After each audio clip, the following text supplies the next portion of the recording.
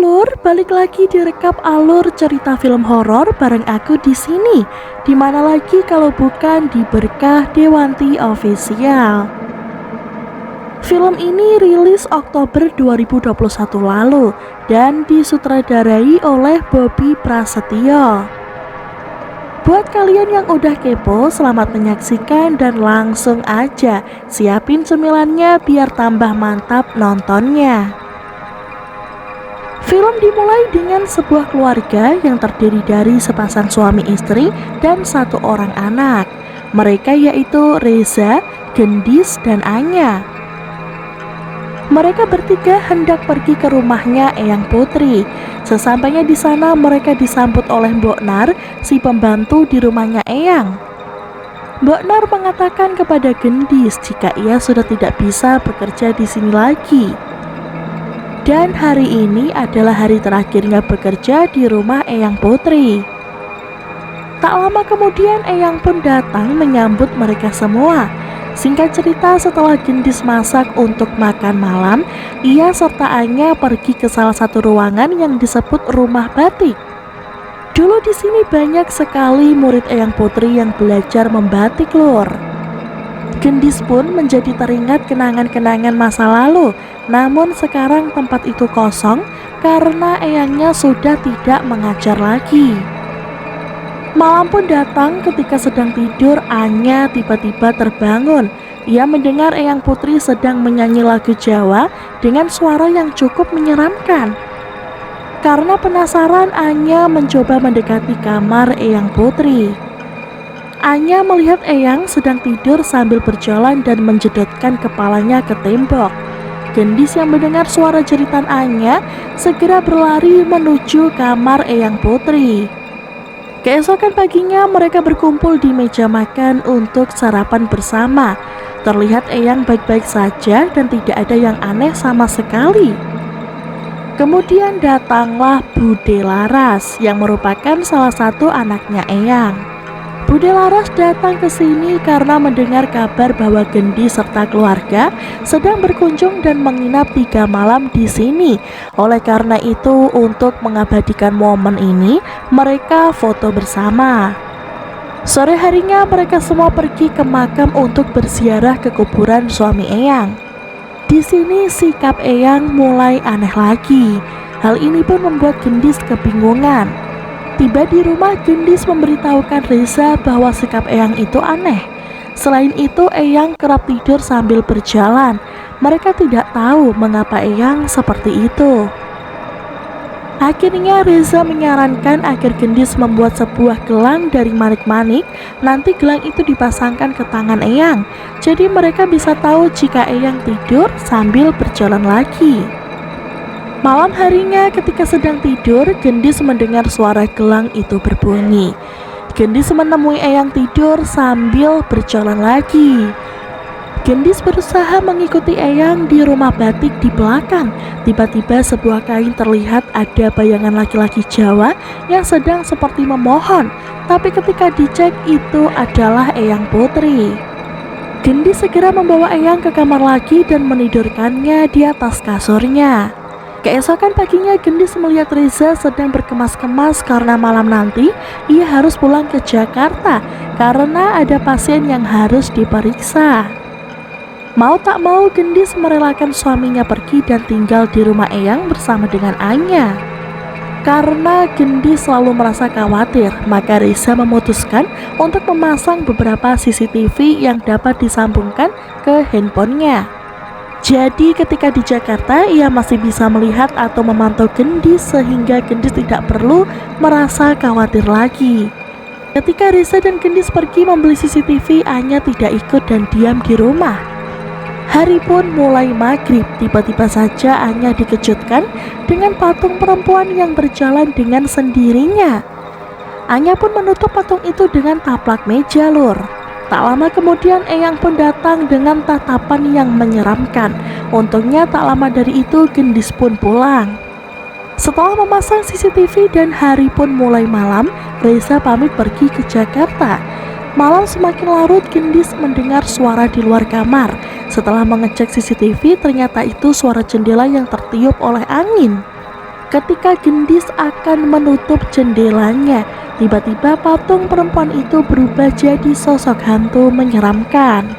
Ketika waktu subuh setelah Gendis selesai sholat, ia melihat ada seseorang di rumah. Ternyata orang itu adalah Bu Ajeng, mantan murid batiknya Eyang. Ia kemari karena ingin mengembalikan peralatan batik yang sempat ia pinjam.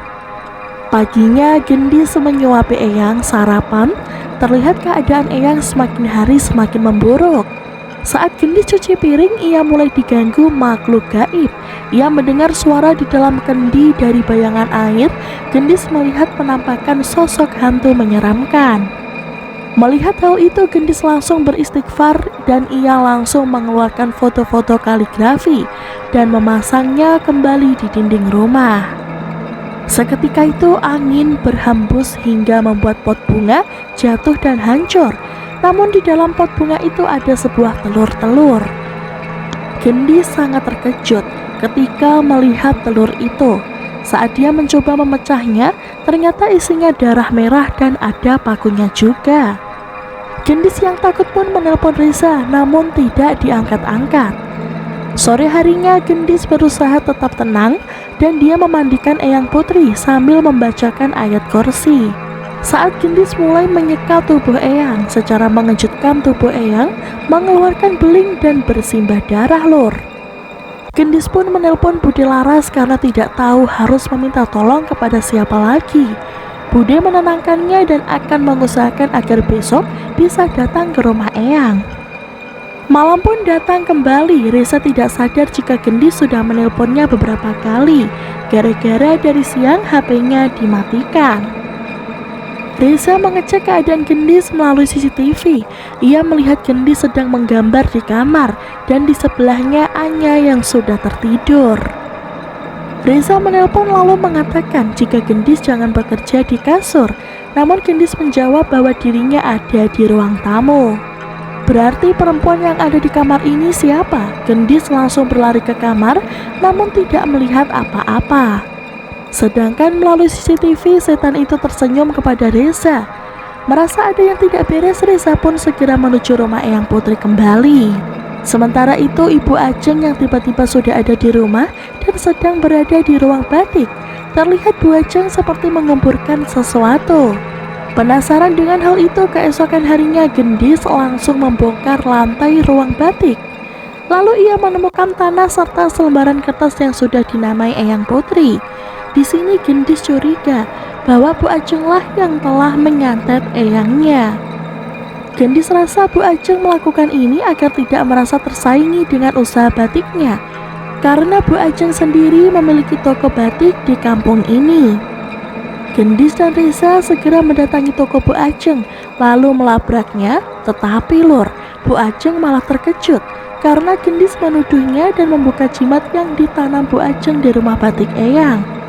Sebenarnya jimat itu adalah kertas dan tanah yang sudah dibacakan ayat-ayat suci sebagai penangkal hal-hal buruk bagi Eyang Putri. Ia tidak pernah sedikit pun memiliki niat buruk kepada Eyang karena Eyang itu adalah gurunya. Gendis pun telah salah paham. Bu Ajeng rasa jika ada seseorang yang telah menyuruh dukun untuk menyantet Eyang Putri. Di sisi lain, Anya yang sedang bermain boneka kesayangannya mendengar seseorang sedang nyinden. Ternyata lur, orang jahat atau orang yang mengirimkan santet itu adalah Bude Laras. Ternyata juga Bude Laras merupakan anak tirinya Eyang. Saat pembagian warisan, ayahnya memberikan semua hartanya kepada Eyang Putri dan ia tidak mendapatkan apa-apa sama sekali. Maka dari itu ia dendam dan merasa Eyang Putri telah mempengaruhi ayahnya. Maka dari itu untuk membalaskan dendamnya, ia mengirimkan santet melalui patung perempuan yang selama ini terpajang di rumahnya Eyang. Bude Laras mengikat Anya di kursi, sementara itu ia akan membatik di kulitnya Eyang. Seperti yang kita tahu, cat batik itu panas banget lur. Terlihat kulit Eyang melepuh dan bercorak batik. Setelah itu Laras membisiki Eyang agar bunuh diri. Untungnya mereka semua datang tepat waktu sehingga Eyang masih bisa terselamatkan. Bu Ajeng yang tak berhenti berkomat kamit membaca zikir. Kemudian ia menemukan dukun yang mengirimkan santet kepada Eyang Putri dengan dilempari tasbih yang sedang digenggamnya. Dukun itu seketika menghilang. Bu Ajeng pun menyadari di belakangnya sudah ada Laras bersama patung menyeramkannya itu. Tanpa mereka sadari, Eyang diseret oleh sosok gaib yang dibawa ke sebuah ruangan, yang mana di ruangan itu ada Bude Laras yang sedang mencekik Bu Ajeng. Reza yang melihat itu segera mengambil tindakan. Ia pun langsung menghancurkan patung itu sehingga semua santet dan hal-hal gaib seketika menghilang. Setelah semua kejadian itu, kini Eyang Putri sudah sembuh dan seperti biasa kembali. Sementara itu Bude Laras dirawat di rumah sakit jiwa dan selalu diikuti oleh makhluk gaib yang selama ini selalu ia puja. Dan film pun selesai. Nah itu dia lur, seluruh alur cerita dari film ini besarnya dapat kita ambil. Jangan bersekutu dengan setan karena itu adalah perbuatan musyrik dan sangat berbahaya bagi diri sendiri maupun orang lain. Oke lah, segitu dulu aja video kali ini. Jangan lupa like, komen, dan subscribe ya dulur. Terima kasih.